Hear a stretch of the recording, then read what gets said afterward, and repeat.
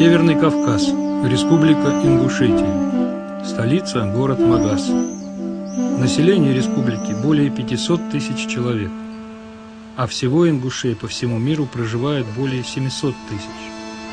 Ингушский язык относится к нахской группе языков. Вайнахи – это древнейший коренной народ Кавказа. Вероисповедание – ислам, суннитской ветви. Столетиями ингуши традиционно жили в родовых горных селениях. Строили большие каменные дома и сторожевые башни крепости, где спасались от врагов. Сейчас 95% семей живет в Сунжинской и Алханчуртской долинах. В 1944 году 20 века ингушский народ пережил страшную трагедию – сталинскую депортацию в Казахстан, Киргизию и Среднюю Азию. Возвращение на родную землю произошло после 1956 года. Почти все башни, родовые гнезда, дома оказались разрушены. Но в крови ингуша живет вечный строитель. Говорят, нет ингуша, который не строит семейный дом. И нет дома, где не слышны детские голоса.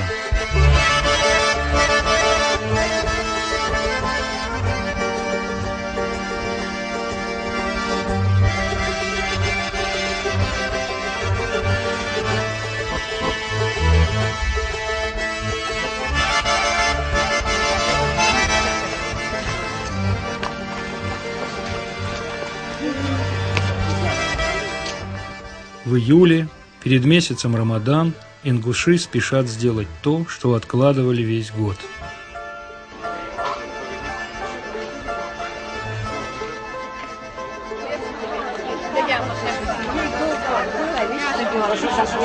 Старшие рода следят, чтобы все прошло по обычаю.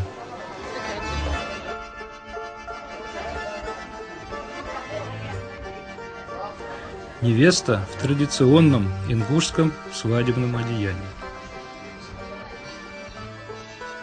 За ней приехали друзья жениха в сопровождении старших рода. Иголка в подоле платья – это защита от сглаза, порчи, злых духов. Потом на горной реке она проткнет этой иголкой яйцо и разобьет его о речные камни. Дай Аллах, чтобы ты была счастлива, будь хорошей женой, ради много крепких детей.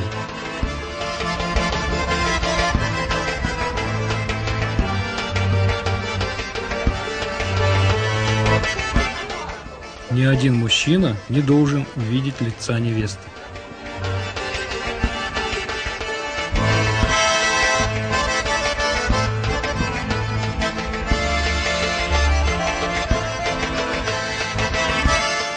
По традиции, родные невесты остаются, так и не увидев будущего зятя, а она навсегда покидает свой дом.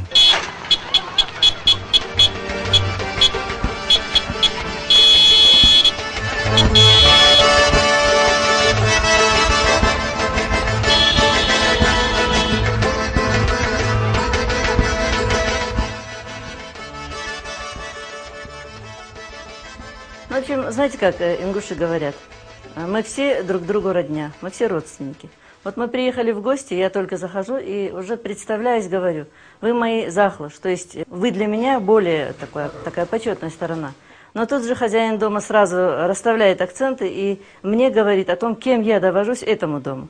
То есть сразу, получается, я стала почетной гостьей. Но вот встретятся два ингуша в любом конце республики и мира, мы обязательно найдем наши родственные связи. Мы обязательно найдем общих родственников.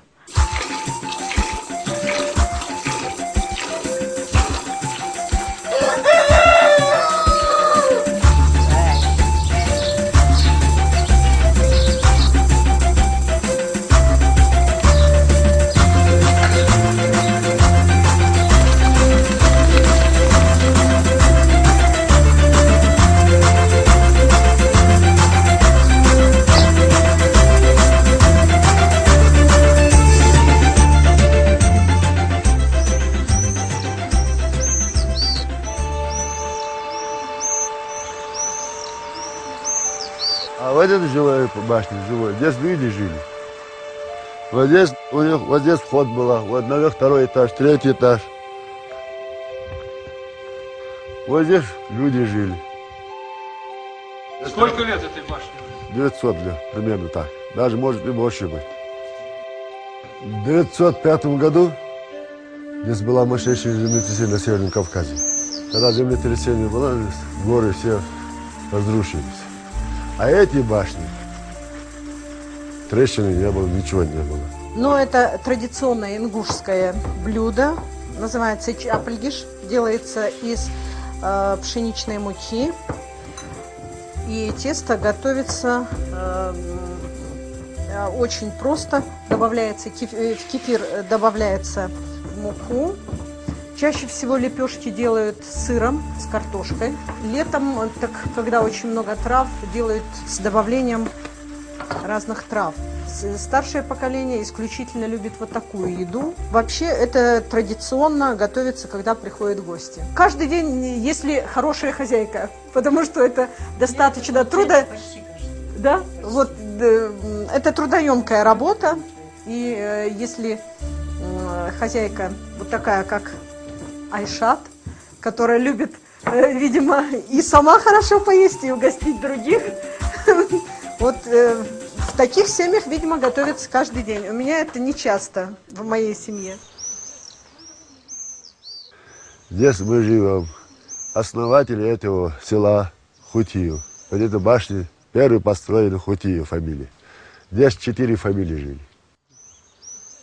В этой башне, вот, которую построили мы. В прошлом году мы достроили ее. Мы двоюродный брат. Как он сюда приезжал, его мечты были все время эту башню достроить, как это. И вот он свои мечты исполнил. Вот эту башню он строил своими руками. Здесь мой брат работал, племянники работали. По старинному технологии и до конца. Вот это построили. Ну, традиционная ингушская кухня. Туда, конечно, кроме лепешек входят и различные другие блюда. Дулх-халтем на ингушском называется. Дулх – это мясо, халтем – галушки. Для почетных гостей, вот особенно на свадьбах, обязательно преподносится курдюк, голова, баранья. Потом всем сидящим за столом подходят молодые люди, обслуживающие, и нарезают тоненькими ломтиками. Мой отца звали Магомед. Его отца звали Хосбот. Хосбота отца звали Джимхаж, а Джимхажа отца звали Нальк. Нальк звали. И вот 4 поколения я могу рассказать. Свадебные котлы или на похоронах исключительно мужчины. К этому котлу никогда женщины не подходят. Чаще всего этот котел прерогатива племянников. Особой ординации мы можем сказать в отношении зятьев ингушей. Зять – это особый человек, он никогда не видит свою тещу, но в то же время зять тоже имеет столько обязанностей. Он должен сделать все максимально очень хорошо и на похоронах, и на свадьбе, независимо от его финансовых возможностей. Он не имеет права ни стариться, ни беднеть. Народ у нас ингушетий гостеприимный, аккуратный, приятный. Есть некоторые, ну ничего, они тоже исправятся. Духовенство у нас отличное, уважают друг друга, дружный народ.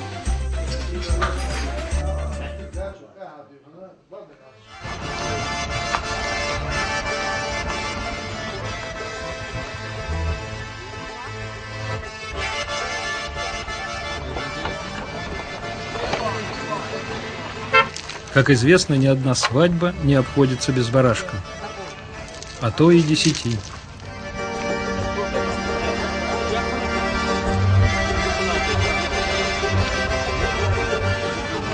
Это национальный, да? Да, это национальный. При молитве их одевают обычно. Вы знаете, вот что самое интересное, у нас заказы идут не только местные, заказы идут с Бельгии, с Германии, с Франции, с России. Девочка, которая перевидела в Бельгии, Германии, я считаю, их удивить тяжело красотой. Они звонят или приезжают, мы хотим свое.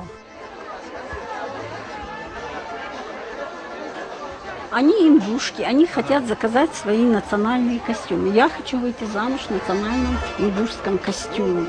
Вот сделайте мне так, чтобы я выглядела красиво.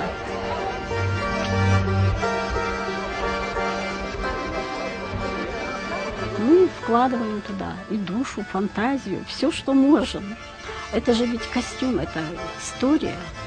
Это не мы придумали, и это же культура все-таки.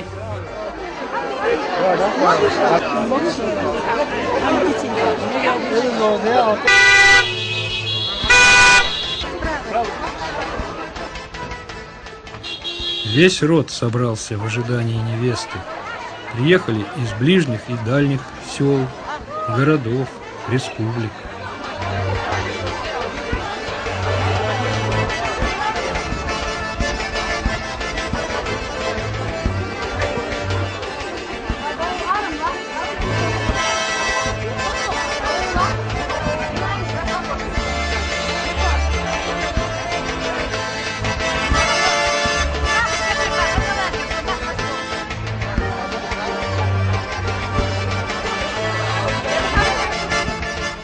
Но прежде чем невесту отведут к любимому, его мать и женщины рода должны убедиться в умении новой хозяйки. Все должно пройти по традиции.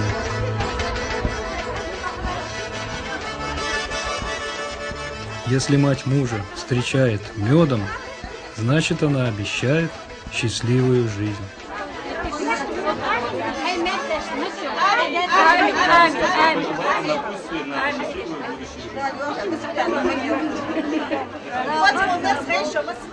По традиции, будущая жена должна быть молчаливой и умелой.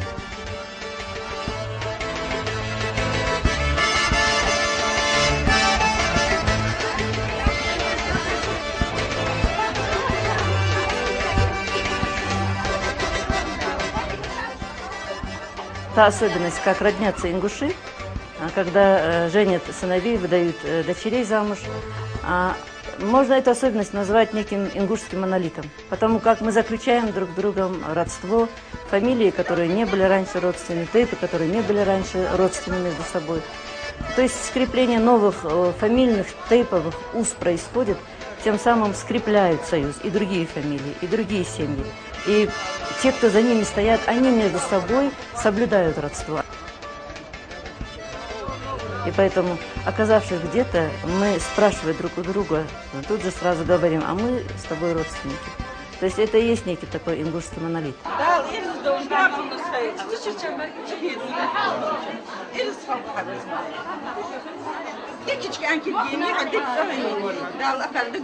شريعة دافنا شو وقوش حجيدها طريقة دافنا شو كشي حجيدها مكة يسنجو لا حجيدها يرسى قبل دروابتنا مكة يسنجو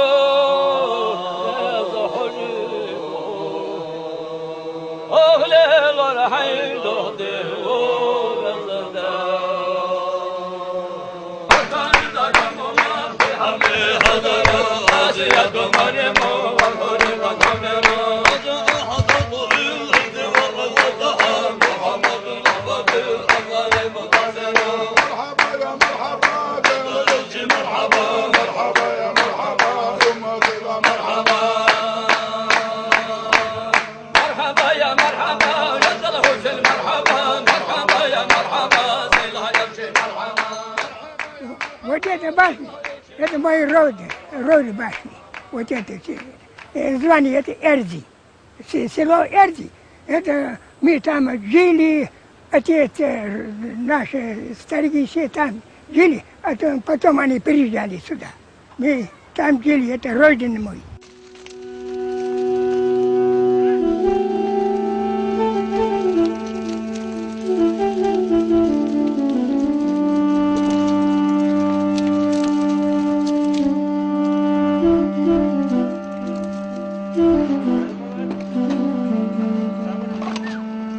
Давай, держак.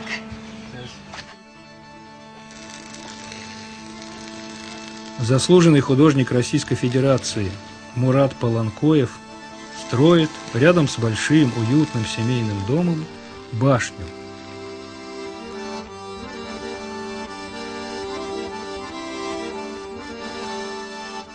На 3 из 5 этажей он собирается открыть галерею. Но не это главное. Главное для него – сама башня.